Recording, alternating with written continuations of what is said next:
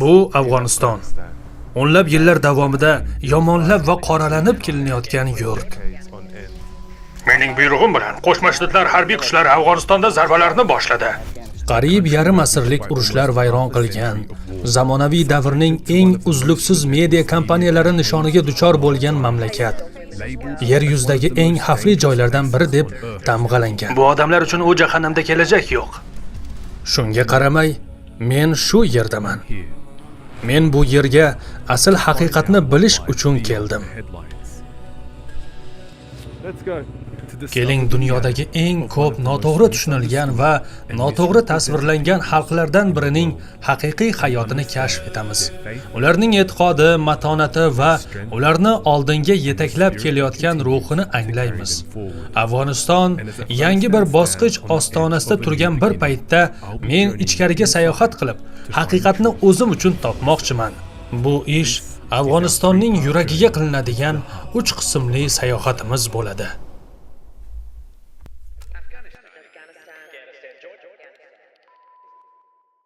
Nega men bu yerdaligimni bilasizmi? Hammasi o'sha paytda boshlangan. Men Avstraliyaning Sidney shahrida ulg'ayotgan kichkina bola edim va mana bu voqea yuz berdi. Bizningcha yo'lovchi samolyot jahon savdo markazlaridan biriga urilgan. Shu paytgacha bu mamlakat umuman mavjudligini ham bilmasdim. Ammo endi u hammaga tanish bo'lib qoldi. Prezidentlardan tortib Afg'onistondagi Tolibon rejimigacha, filmlardan tortib gazetalarning birinchi sahifalarigacha qayerga qaramay undan qochib qutula olmadim. Xaritadan ham topa olmasligimni qo'ya turaylik, lekin bilganim shuki, u yomon joy edi. Juda yomon. Hatto juda yomon. Nihoyat bugun esa o'zim borib ko'rish imkoniga ega bo'ldim. Samolyotdan qaraganimda uning chuqur go'zalligi meni hayratga soldi.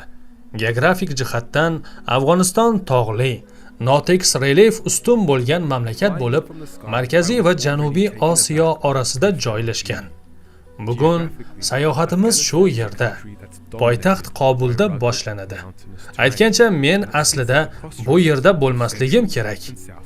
Gap shundaki, Afg'oniston dunyodagi eng xavfli mamlakatlardan biri hisoblanadi. Avstraliya hukumati odamlarni bu yerga safar qilishdan qat'iy ogohlantiradi. Mamlakat qattiq sanksiyalar ostida, diplomatik jihatdan yakkalangan. Buning ustiga men afg'on tillaridan birortasini bilmayman. To'g'rirog'i, Afg'onistonda gaplashiladigan tillardan birortasini bilmayman. Na darichani, na pushtuchani, hech birini. Shuning uchun menga yordam kerak edi. Shunda men bu yigitni, Yusufni topdim. Inglizchani mukammal biladigan va juda g'alati laqabli mashhur afg'on kontent oluvchi. Yusuf, seni butun dunyo Poco Loco deb taniydi. Poco Loco? Ha, ko'pchilik meni Poco Loco deb biladi. Buni mana anglatadi o'zi. Poco ozgina degani, Loco telba degani. Ha, Afg'onistondan chiqqan ozgina telbaroq yigit. Rostini aytsam, u meni haqiqatdan ham xavfsiz saqlay oladimi, yo'qmi? Ishonchim komil emas, lekin boshqa tanlovim ham yo'q. Yusufning kontentlari haqiqatda telbanamo. Amerikaga yo'lim va men qolib ketdim. Ba'zan esa ancha bahsli ham desak bo'laveradi. Gapim rost, kontentingizni ko'rdim, hatto bir lahza ishondim ham. Donald Trump. Rostini aytsam, Amerikadan kelgan Tolibon juda kulgili kontent qilyapti deb o'ylab qoldim. 14 soatdan keyin inshaalloh u yerda bo'lamiz. Ishondim, qabul qildim, lekin haqiqati nimaligini bilmadim. Mana menda iPhone bor. Inglizcha gapiraman, Afg'onistondanman. Shuning uchun butun dunyoni bu yerga taklif qilmoqchiman, birodar. Amerikadagi odamlar meni bu yerdagi hukumat bilan bog'liq deb o'ylaydi. Bu yerdagi odamlar esa meni Amerika hukumati bilan aloqador deb o'ylaydi. Shuning uchun men o'rtada qolib ketganman, birodar. Demak, sen o'rtada ko'prik vazifasini o'tayapsan. Ha, aynan shunday, birodar, harakat qilyapman. Yuragingda seni kontent qilishga undab turadigan nima bor? Sababi nima? Sababi, o'ylaymanki, inshaalloh shu kelasi hafta senga ko'rsataman. Nima uchunligini ko'rsatmoqchiman. Rostini aytsam, buni so'z bilan ta'riflab bo'lmaydi.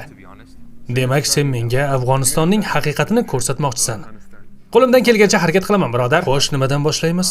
Avvalo, o'zingni shu holatingda qulay his qilyapsanmi, birodar? Ha, yaxshi. Lekin sen menga o'xshabroq ko'rinsang, men o'zimni qulayroq his qilardim, birodar. Mayli.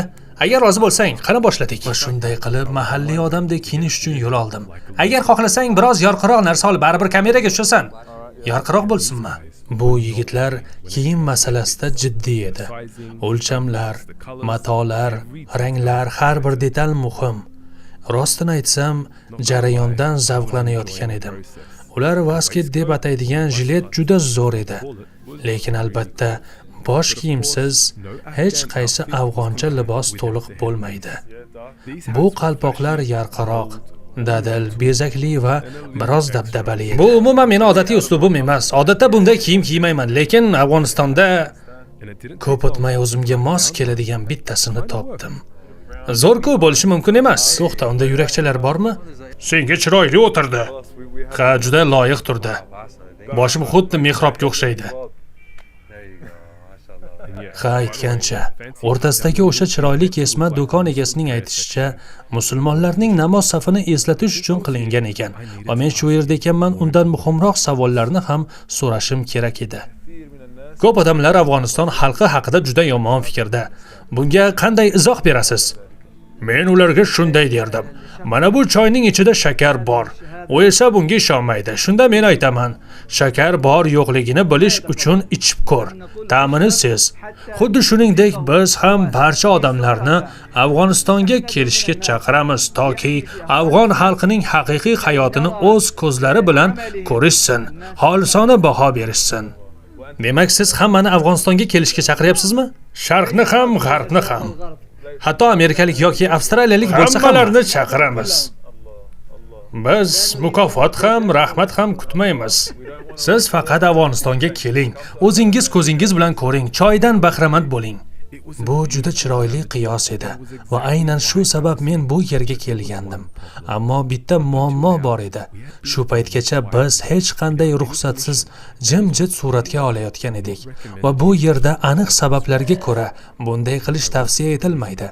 Agar buni to'g'ri qilishni istasam, kattalardan ruxsat olishim kerak edi.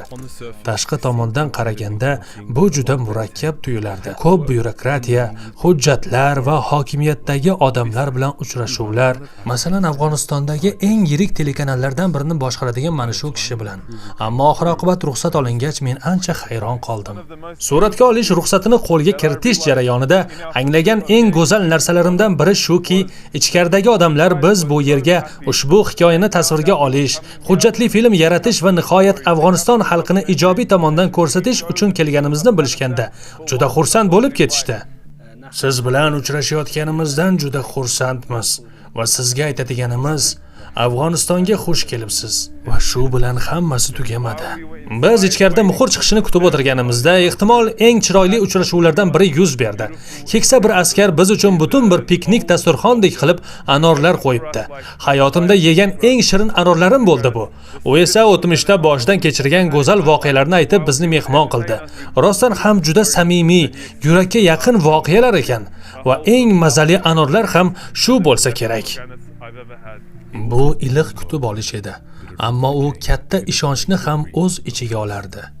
Biz ommaviy axborot vositalaridagilarga shuni aytamizki, Afg'onistonga keling va haqiqatni tarqating. Yolg'on xabarni emas, aksincha faqat rostni ayting. Shunday qilib qo'limizda media ruxsatnomasi va yelkamizda katta mas'uliyat bilan Qobulning orqa ko'chalari bo'ylab yo'lga chiqishga tayyor edik. Birinchi manzil mana bu joy edi. Demak, endi asosiy yo'ldan emas, mana shu tog'dan oshib o'tishimiz kerak. Mayli, ketdik. Bu joy g'alati tarzda San-Fransiskoni eslatardi. Faqat aniq afg'oncha uslubda. San-Fransiskodagi Lombard ko'chasi ham xuddi shunday qurilgan. Atrofni o'rganishdan oldin men ba'zi qoidalarni bilishim kerak edi. Men begona odam sifatida afg'on madaniyati haqida nimalarni bilishim kerak? O'ylaymanki, eng avvalo hayo va kamtarlik birinchi o'rinda turadi. To'g'ri, bu yurishingizda, kiyinishda, gapirishda namoyon bo'ladi. Ayniqsa ayollar masalasida. Qobulda bir ayol yonidan o'tganda hurmat yuzasidan yuzini yopishini payqadim. Ha, albatta, qanday bo'lmasin, ayniqsa kamera qarshisida. Ular kameraga chiqishni xohlashmaydi. Ha, to'g'ri. Afg'on ayollari bu juda katta mavzu. Bilaman va bu haqda albatta gaplashaman, va'da beraman. Faqat hozir emas, ammo haqiqat shuki, afg'onlar tabiatan ancha konservativ xalq. Mening so'zimga ishonmang, uning so'zini eshiting. Biz xohlaymizki, u yerdagi ayollar majburan emas, o'zlari xohlagan narsani kiysin. Biz nima baloga aralashyapmiz o'zi? Qanday bo'lmasin, yuzlari yopiqmi yoki yo'qmi, men baribir bir narsani sezdim. Juda ko'p turli qiyofalarni ko'ryapman. Jigarrang yuzlar, oq tanlilar, osiyolik ko'rinishdagilar. Afg'on odamining yagona aniq qiyofasini topa olmayapman. Nega shunday? Bu qadimiy tarixga ega mamlakat, buyuk Ipak yo'li shu yerdan o'tgan. Shuning uchun Osiyodan tortib Yevropagacha bo'lgan xalqlar shu yer orqali o'tgan. Bunga Aleksandr Makedonskiy yurishlarni ham qo'shing, hindlarning ta'sirini ham, keyin esa hozirgi chegaralarimiz bor, Tojikiston, O'zbekiston, Eron, Pokiston bilan, hatto Xitoy bilan ham chegaramiz bor, to'g'rimi? Shuning uchun turli xalqlarning aralashuvi sodir bo'lgan. Ularning yuzlari juda rang-barang edi, ammo barchasidan bir xil iliqlik taralardi. Shuning uchun bu hol yana takrorlandi. U Afg'onistonda sayr qilib yurgan sayyohlarni ko'rib, o'zini tiya olmadi. Uyimga kelinglar, choy ichinglar dedi. Va bu Afg'onistonda birinchi marta bo'layotgan narsa emas. Har joyda choyga takliflar. Endi esa yo'lda davom etish vaqti kelgandi. Bir necha soat davom etgan yorqin ko'k taksilar bilan to'la tirband yo'llardan va ba'zan politsiyaning tanbehlaridan o'tib, nihoyat Qobul markaziga, bozorni ko'rish uchun yetib bordik. Bu bozor rang-baranglik, hunarmandchilik va turli narsalarni sotayotgan odamlar bilan gavjum edi. Dorivor o'simliklar, ziravorlar, qushlar, juda ko'p yovvoyi qushlar. Tez orada Qobulning eng qadimiy qush bozoriga kirdik. U 130 yildan oshiq tarixga ega. Uning tor yo'laklaridan yurganingizda esa go'yo vaqt orqaga qaytgandek tuyuladi. Afg'onlar qushlarni yaxshi ko'rar ekan.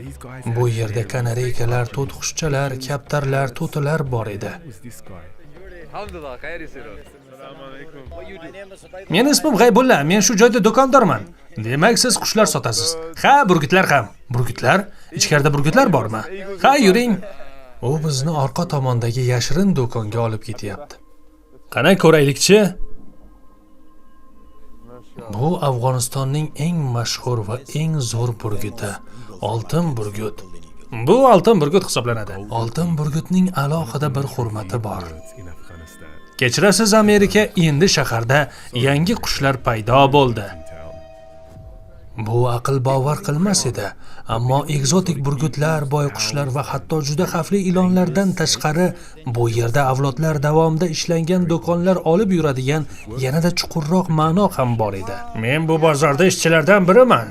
Meni Azizxon deb bilishadi. Biz Qobulda 5 yoshimizdan beri yashaymiz. Bu yerda 42 yildan beri ishlayapmiz.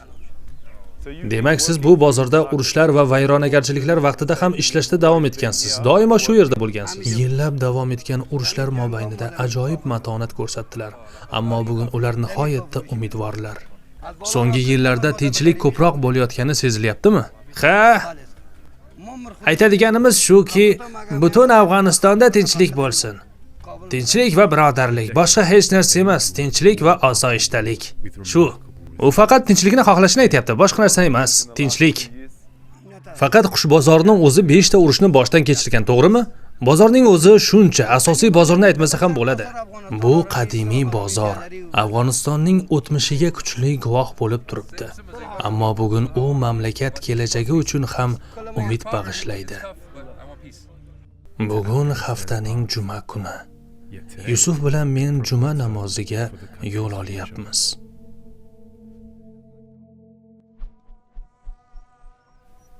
Juma kuni Qobulning gavjum ko'chalarida ketyapmiz. Qobuldagi eng mashhur masjidlardan biriga ketyapmiz. Yusuf oq kiyimda, sunnatga amal qilgan holda. Bu masjidning nomi nima? Bu Abdurahmon masjidi. Bu masjid Abdurahmon masjidi deb ataladi. Qobuldagi eng katta masjidlardan biri bo'lib, 10 minglab namozxonlarni sig'dira oladi. Juma namozi juda gavjum bo'lishi mumkin. Shuning uchun biz bu yerga erta keldik. Islom dini Afg'on milliy o'zligining markazida turadi. Mamlakat aholisining 99% musulmon. Ko'pincha islom dini Afg'onistonning salbiy obro'sida ayblanadigan din bo'lishiga qaramay, bu yerda namoz o'qish hayotimdagi eng osoyishta tajribalardan biri bo'ldi. Afg'onistondagi islomning haqiqiy holatini tushunish uchun sayohatim juda muhim edi. Shuning uchun namozdan keyin oldindan kelishmasdan imom bilan uchrashib, uning fikrini olishga harakat qildim. Avvaldan aloqam bo'lmasa ham hamma uni kutib olib salomlashish uchun navbatda turganini ko'rib, men ham imkoniyatimni sinab ko'rdim. Subhanalloh, imom xutbani tugatgach uni kuzatish juda go'zal edi. U navbatda turgan har bir odamga salom berish uchun vaqt ajratdi. Tom ma'noda hammaga. Mashalloh, buni ko'rish juda chiroyli edi. Keyin kutilmagan holat yuz berdi. Men unga arab tilida salom berganim zahoti, axir bu islomning tili, barchamizni birlashtiradigan til. U arabcha ovozni eshitib juda xursand bo'ldi. Alhamdulillah. Va bizni u bilan birga tushlik qilishga taklif qildi. Mashalloh, juda go'zal holat. Kim o'ylabdi deysiz? Afg'onistondagi eng katta imomlardan biri bilan tushlikka eng tasodifiy holatda taklif qilinishimni.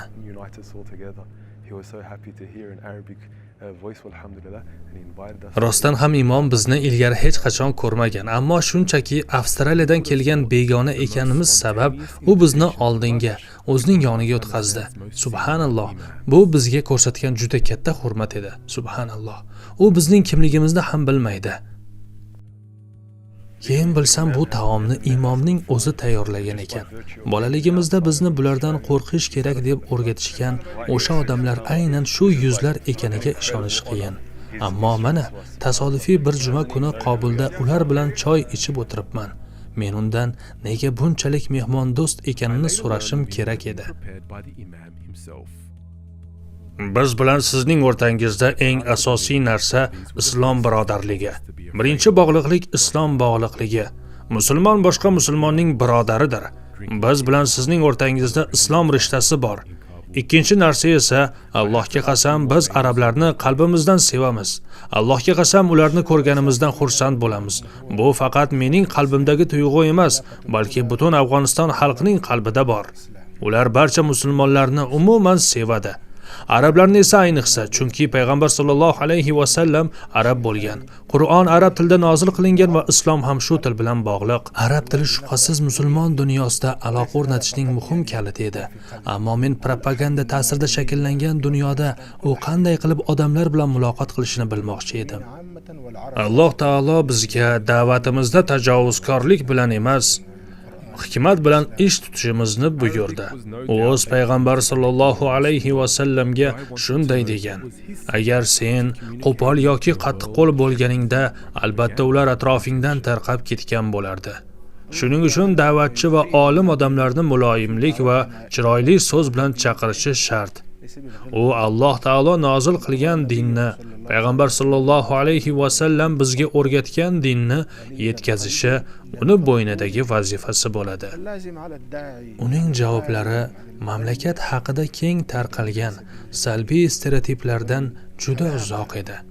Ammo bu hech qachon zaiflik deb tushunilmasligi kerak edi. Buni keyinroq tushuntiraman. Qobulning gavjum tirbandliklari orasida Afg'oniston xalqining Falastinga bo'lgan muhabbatini ko'rish juda ilhomlantirdi.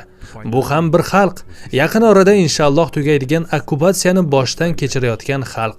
Xuddi bu yurt bosib olinishi tugaganidek. Afg'onistondagi bosib olishlar tarixini tushunish, uning xalqining haqiqiy qiyofasini tushunish uchun muhim edi.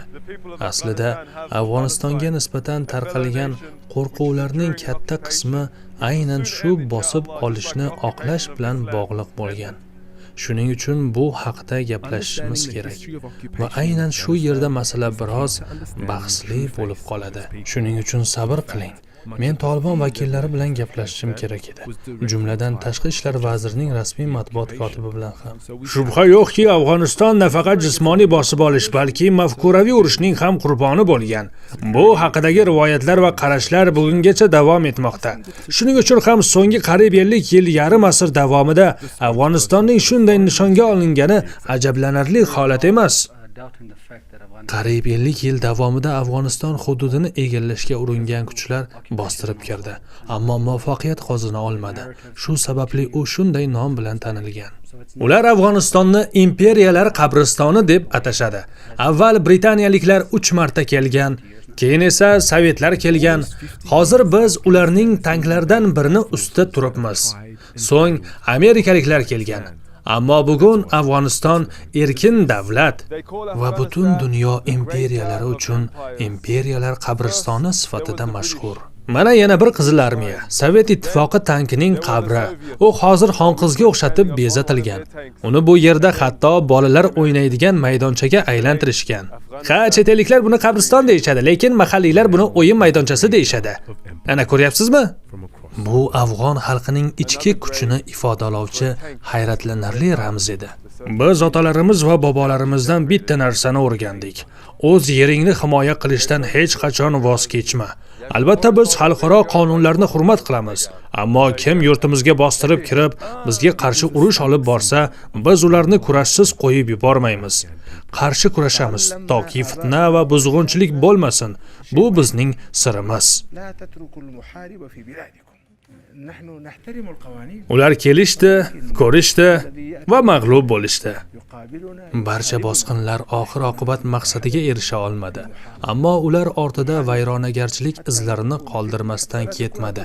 Keyinroq Yusuf meni Qobul chekkasiga olib bordi.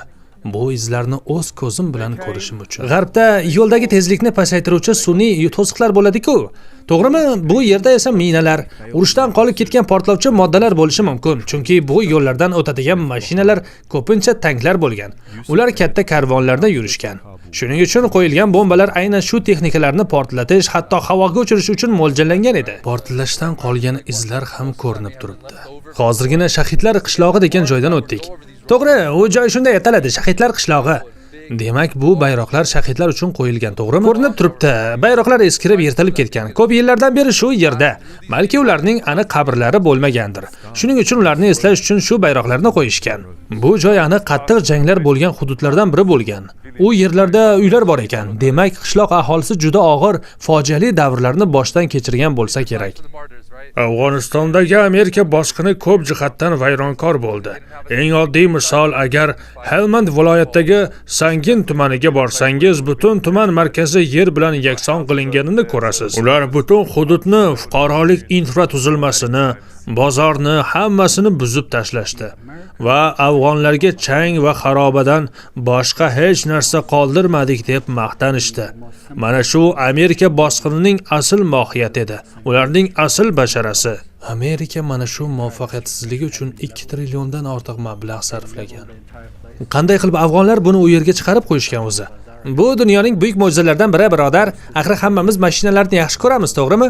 Hammamiz xamirlarni zo'r ko'rinishni bilamiz. Afsuski, Afg'oniston xalqi ularni shunday salbiy va qo'rqinchli holatda ko'rishga majbur bo'lgan. O'ylaymanki, bu afg'on xalqi uchun bir belgi. Endi ularni yerda boshqa Amerika bosqini bo'lmaydi degan belgi. Ayniqsa NATOga a'zo davlatlar tomonidan sodir etilgan azoblar, vayronagarchiliklar va urush jinoyatlarining miqdorini hisobga olsak, ular hali ham tekshirilmoqda. Bilasizmi? Meni mamlakatim Avstraliya ham shular jumlasiga kiradi. 39 nafar afg'on noqonuniy ravishda o'ldirilgan. Bu ehtimol Avstraliya harbiy tarixidagi eng sharmandali voqealardan biri. Bu ramz urush tugaganining belgisi hisoblanadi. Bu yangi bir bosqichning ramzi edi. Shunga qaramay biz tasvirga olayotgan tarang manzaralar orasida ham ular yuzlab million dollardan ham ustun bo'lgan mehmondo'stlikni tezda yana eslatishdi. Yuringlar men bilan. Men sizlarni mehmon qilaman. Qani ketdik. Qaranglar. Suratga olish paytining o'rtasida ham bizni choy ichishga taklif qilishyapti. Rostini aytsam, bu qanchalik tez-tez bo'lishini so'z bilan ifodalab bera olmayman. Har safar jamoat joyida ko'rinishimiz bilan darrov choyga taklif qilishadi, subhanalloh. Hatto shu yerda ham davom etdi. Qishloqdagi olma do'konida. Sizga choy damlab beraymi? Yo'q, rahmat, minnatdormiz. Unda mana bulardan yeng. Aytgancha, Afg'onistonda dunyodagi eng mazali olmalar bor. Endi butun dunyo nihoyat bizning mashhur olmalarimizni tatib ko'ryapti. Yig'ilishdagi oqsoqoldan u Afg'onistonda shuncha 10 yillarni qanday o'tkazib omon qolgani haqida so'radim. U shunday javob berdi. Shoh Zohir shoh o'zi mashinada yurib bizdan so'rardi: "O'g'illarim, birodarlarim, yaxshimisizlar? Kim o'ylabdi keyin bombardimonlarni, samolyotlarni, piyoda qochishlarni ko'ramiz deb. Biz faqat Allohga tavakkal qildik. Agar o'ldirilganimizda shahid bo'lardik. Baribir hammamiz o'lamiz. Men 100 yoshdaman, baribir o'limga yuz tutaman. Jannatda bo'lish yaxshiroq. Bu aniq. Biz amerikaliklardan ham, ruslardan ham qutuldik. Endi pok qalb bilan Allohga qayta olamiz." Uning gaplarida o'tmishga nisbatan qabul qilish va qanoat hissi, shu bilan birga kelajakka umid ham bor edi. Meni tilagim tinchlik va osoyishtalik. Biz namoz o'qishimizni, islomga amal qilishimizni xohlaymiz. Kim haj qilishni yoki savdo qilishni istasa bemalol qilsin, boshqa xohlagan ishini ham qilsin. Biz faqat tinchlikni xohlaymiz, podsho bo'lishni emas. Bu kamtarona olma do'koni go'yo ikki avlod, yoshlar va keksalar uchrashadigan joydek edi. Bu yerda shunday saboqlar mujassam ediki, men faqat shuni tiladim. Ular tez orada oqsoqollardan bolalarga o'rgatilib, mamlakat kelajagini shakllantirishga xizmat qilsin. Orqamda Shahidlar qishlog'ida maktabga ketayotgan bir guruh bolalar. Subhanalloh. Qayerga ketyapsizlar, bolalar? Maktabga ketyapmiz, maktabga. Maktabga sen qo'lingdagi narsa nima? Uni nima qilasan? Doim o'zing bilan birga olib yurasanmi? Bu kriket tayog'i, u bilan kriket o'ynaymiz. Ularga kriket bo'lsa bas, to'g'rimi? Hayotdagi eng asosiysi shu. Kriket bo'lsa to'plar ham topiladi, birodar. Maktabdagi eng yoqtirgan faning qaysi? Matematika. U qaysi tilda? Pochta tilida. O'qishmi yo yozishmi? O'qish. Kameraga qarab ol. Kamera tomonga. Ha, kameraga qara, u tomonga. Afg'oniston bolalari shubhasiz qiyin ahvoldagi mamlakatni meros qilib olishmoqda. Ammo ishonchim komilki, bu bolalar mamlakatni oldinga olib chiqishadi. Qayerga bormang, qayerga qaramang, ular Qur'on o'qishadi, Qur'on o'rganishadi. Qobulga qaytayotganimizda ichimda katta umid hissi paydo bo'ldi. Yo'q, bu mamlakatni romantik qilib ko'rsatishga urinish emas. Afg'oniston hech qachon mukammal emas. Chuqur qashshoqlik bor, buzilgan infratuzilma bor. Elektr ta'minotidagi uzilishlar, ta'limdagi bo'shliqlar, bularning barchasi albatta avvalgi o'nlab yillik bosqinlarning natijasidir. Ammo men bolalarning musaffo osmonga varrak uchirayotganini tomosha qilib turganimda bir narsani angladim. Bu odamlar asosan dunyo ularni qanday ko'rishiga beparvo va erkin yashayotgan xalq edi. Ular o'zligini himoya qilgani uchun emas, balki yashab qolayotgani, bardosh berayotgani va o'zligicha qolishda davom etayotgani uchun kuchli edilar. Bu hujumga, bu media bosimiga eng yaxshi javob nima bo'ldi deb o'ylaysiz? Eng yaxshi javob nima bo'ldi? Menimcha eng yaxshi javob ularni e'tiborsiz qoldirishda davom etish. Bu ularni g'azablantiradi. Ular bir mamlakatni qiyofasini buzib ko'rsatishga resurs, pul va vaqt sarflaydi. Ammo asl haqiqatni joyida yashayotgan odamlarning o'zi yaratadi. Keyin Afg'onistonga kelganlar shu haqiqatni ko'rib, bu mamlakat tasvirlanayotgandek emasligini tushunadi. Men bu mamlakatda atiga bir necha kundan beri edim. Oldinda esa yana ko'p kunlar bor edi. Ammo shunga qaramay men allaqachon g'ayrioddiy mehmondo'stlikni, ichki kuchni va chuqur tinchlik istagini ko'rib ulgurdim. Allohga hamd bo'lsinki, Afg'oniston islomiy amirlik juda xavfsiz. Alhamdulillah. Bu yerda hech kimga zarar yetkazadigan yoki bezovtalik keltiradigan yangi muammolar chiqmaydi. Allohga hamd bo'lsin. Afg'oniston xalqi, uning jamiyati va aholisi xavfsizlikda yashamoqda. Ular juda xavfsiz. Bu tinchlikning bir oynasi edi. U kelajak avlodga dunyo ko'rishi uchun go'zal mamlakat qurishga zamin yaratadi. Butun dunyo bolalariga aytadigan gaping bormi? Biror gaping bormi? Ha, gapim bor. Qachon bu yerga kelasizlar? Bu yerga kelinglar, birgalikda o'ynaymiz. Bu ularning hikoyasini eshitish, uni o'z ko'zim bilan boshdan kechirish va uning bir qismini dunyoga yetkazish uchun men qabul qilgan taklif edi. Men uchun bu ulkan sharaf bo'ldi. Bu mamlakatni tanlashda juda ko'p o'yladim. Ha, va vallohi qalbim tubidan aytaman. Afg'onistondan boshqa hech qaysi mamlakatni tanlamagan bo'lardim. Bu yillar davomida qoralanib, yomonlanib ko'rsatilgan mamlakat. Bu odamlarni eng yomonlarning ham eng yomoni sifatida tasvirlab kelishgan.